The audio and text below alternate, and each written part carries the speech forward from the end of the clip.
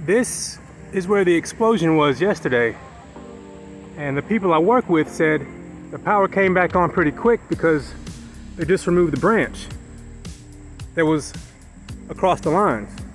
So I came over here and here it is.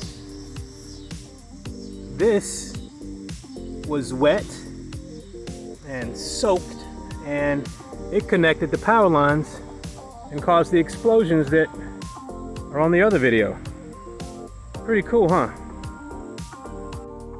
Here is a little charred piece of the branch, but check it out. This is pretty gnarly.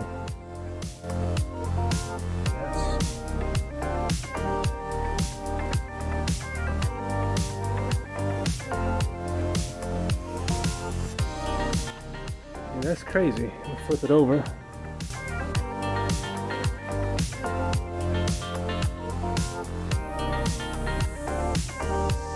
And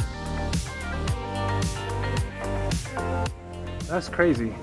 I bet there's pieces of it that are over there that flew off, but it's pretty cool to find this.